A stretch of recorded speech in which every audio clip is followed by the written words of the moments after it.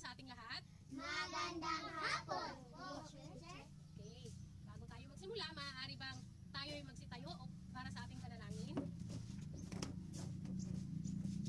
Maaari ko bang hilingin na si Ayla ang mamunod sa ating panalangin?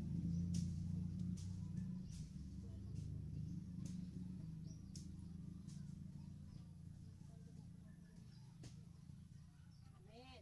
Okay. Bago kayo umupo, pulutin muna ang mga kalat sa inyong ilalim at ihanay ng maayos ang inyong mga upuan.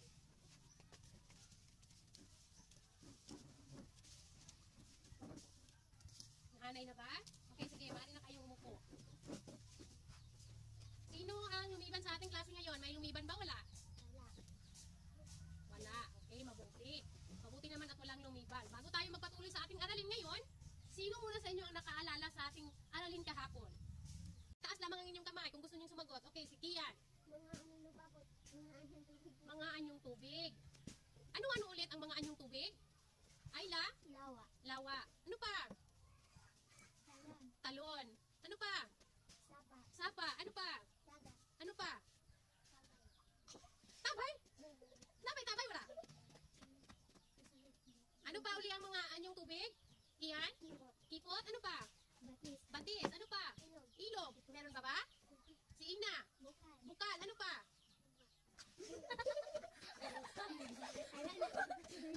Okay, sige, okay. Mahusay.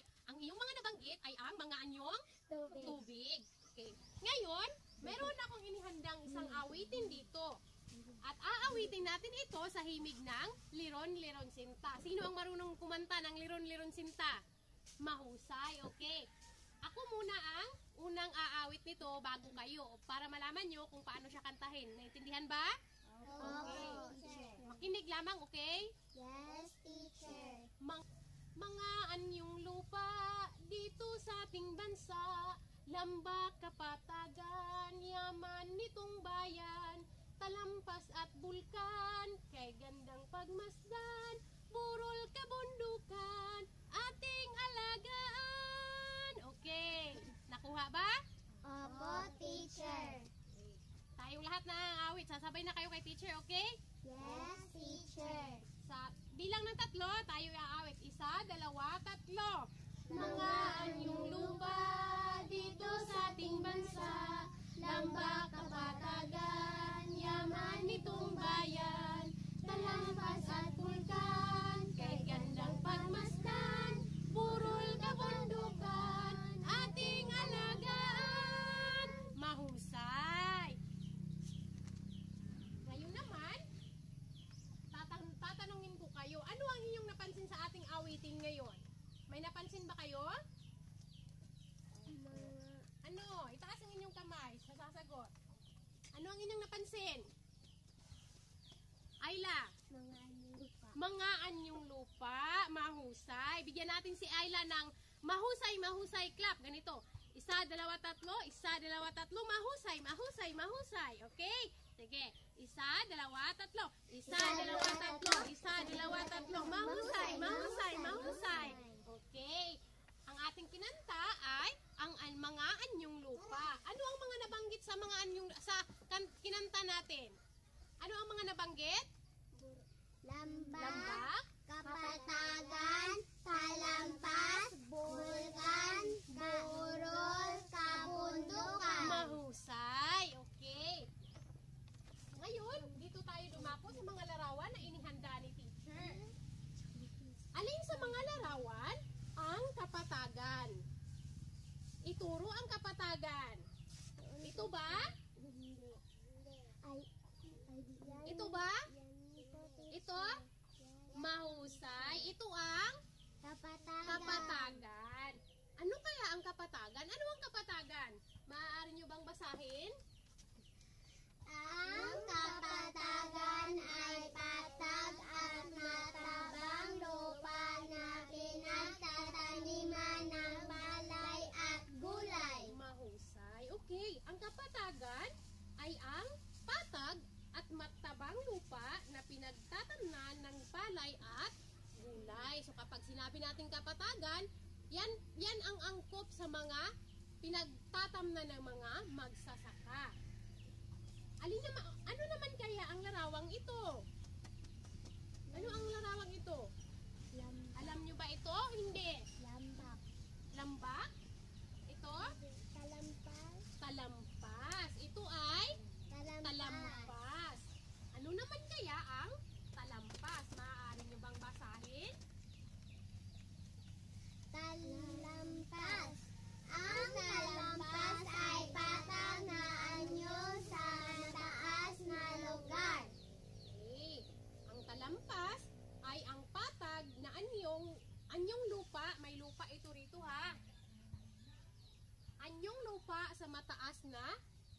lugar. Ang talampas ay patag na anyong lupa sa mataas na lugar. So kung mapapansin ninyo, ito ay mataas na lugar at ang talampas ay ito naman. Itong may patag sa ibabaw. Kaya siya tinawag na talampas dahil ito ay aakyatin mo pa dahil mataas at saka mo maaabot ang patag na anyong lupa dito sa ibabaw. Naintindihan? Mahusay. Ano nga uli ito? Talampas. Talampas. Ito, ano kaya ito? Lambak. Lambak. Mahusay. Ito ay ang lambak. Ano naman kaya ang lambak? Basahin natin kung ano ang lambak. Lambak. Ang lambak ay patag na lupa sa pagitan ng dalawang bundok. Okay, ang lambak ay ang patag na lupa sa pagitan ng dalawang bundok. So kung mapapansin ninyo, ito ang bundok, dalawang bundok, at ito naman ang tinatawag na Patag. lambak. Ito ang tinatawag na Lambak. Karaniwang ang nakikitang lambak ay may tubig. May makikitang tubig. Naintindihan? Okay, karaniwan sa mga lambak dito sa Pilipinas may makikitang tubig. Ano ito? Lambak. Lambak. Ito, ano naman kaya ito? Kabundukan. Ha? Kabundukan. Kabundukan or bulubun? Dukin. Dukin. Ano ito? Kabundukan or bulubundukin. Kabundukan o bulubundukin. Maaari bang basahin natin kung ano ang bulubundukin? Bulubundukin.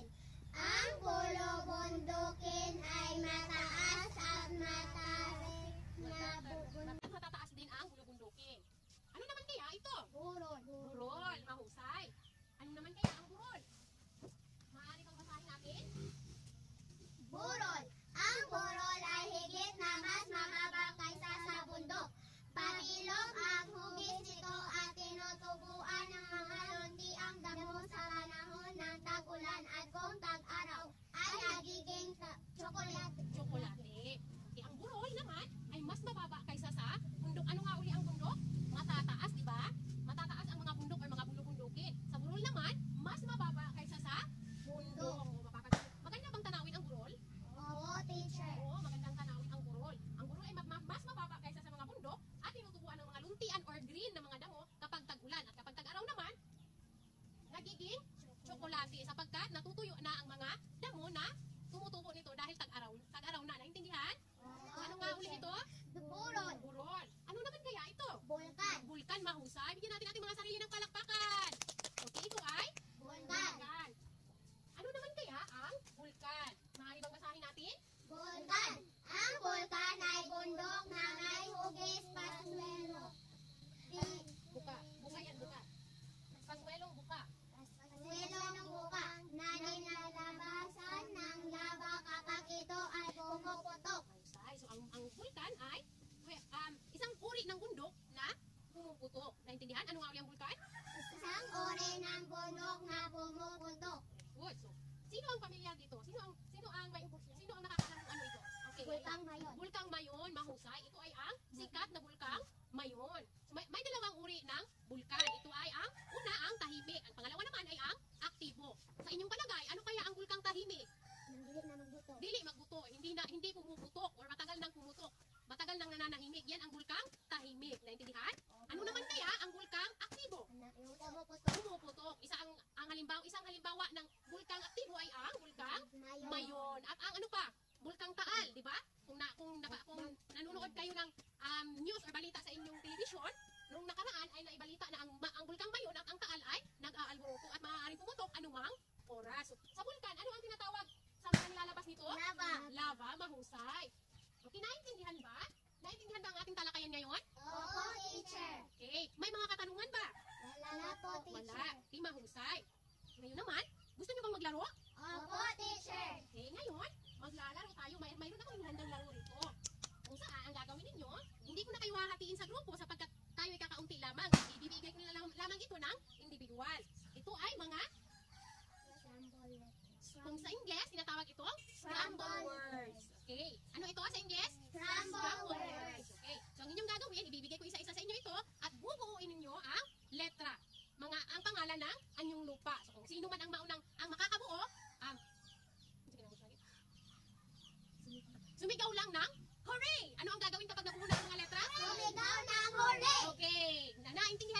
Opo, teacher. Okay, ngayon, ito sa iyo, Iset. Ito sa iyo, Ayla. Ito naman sa iyo, Kate. Ito naman sa iyo, Ate Ina. At kay Ace. Marunong ba si Ace? Tutulungan natin si Ace ngayon, ha? Okay. Maaaring buksan muna, ha? Buksan muna. Huwag mo nang iayusin. Buksan muna. Kunin mo na ang mga idinikit mo.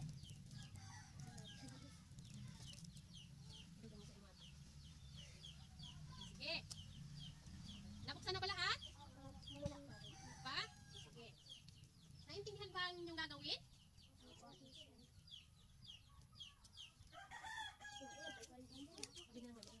Okay. Sa bilang ng 3, aayusin ninyo ang inyong mga nakuhang mga letra. At kung may nabuo na kayo, sisigaw lang kayo ng hooray! Naintindihan? Okay. Sa bilang ng 3, ha? 1, 2, 3. Okay, sino pa? Okay. Tama na to sis. Isa. Okay.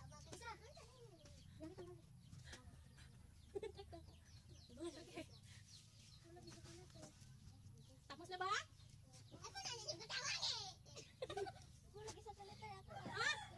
Kulang ng isang letra. Okay. Okay na lang. Maaaring tulungan si Iset kapag hindi niya alam kung anong letra o anong... At si Iset ang nahuli. Okay. Lambak yan. Hindi yan bamlak. Lambak.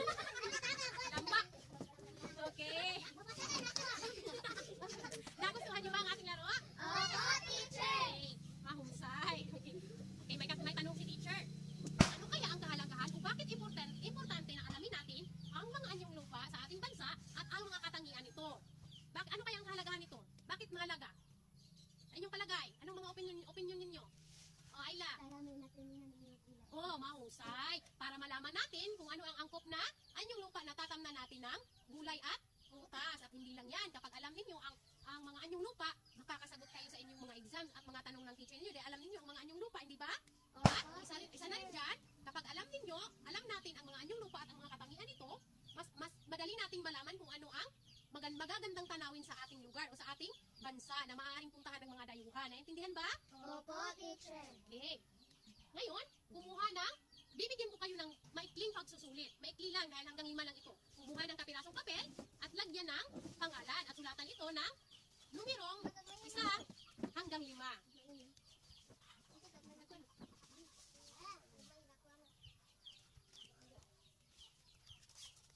Sa bilang ng 3, dapat handa na, ha? Opo, teacher. 1, 2,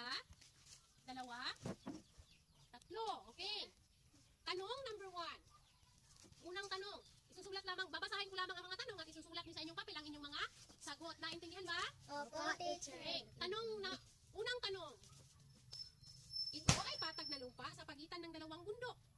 Ito ay patag na lupa sa pagitan ng 2 bundok. Ano kaya ito? At karaniwang nakikita ito na may tubig. Ano kaya ito? Ha? Ano kaya ito? Okay, tapos na ba? Pangalawang tanong. Pangalawang tanong. Higit na mas mababa kaysa bundok. Higit na mas mababa kaysa bundok. Ano kaya ito? Isa ba? Pangatlong tanong. Nahuhuli na si Ise. Pangatlong tanong. Patag na anyong lupa sa mataas na lugar. Patag na anyong lupa sa mataas na lugar. Maaari kayong tumingin dito para malaman ninyo ang sagot. Patag na anyong lupa sa mataas na lugar. Okay, tapos na ba? Patag na anyong lupa. Natataranta na si Ise. Patag na anyong lupa sa mataas na lugar. Tapos na? Pang-4 na tanong. Ito ay patag at pantay na lupa. Ito ay patag at pantay na lupa. Ano kaya ito? At karaniwang at ito ay angkop na anyong lupa para tamnan ng kahit anong prutas at gulay. Okay, yan ang pang-4 na tanong. Okay. Okay. Pang-5. Pang-5 na. Malapit na tayo matapos. Pang-5. Isang uri ng bundok na ang tunaw na bato ay maaaring lumabas dito mula sa kailaliman. Isang uri ng bundok na dito. Okay, sabi lang ng tatlo, itaas ang papel. Ang kamay, 1, 2, 3. Okay, mahusay. Okay, at ipasa ito, kukunin ko na lamang ito.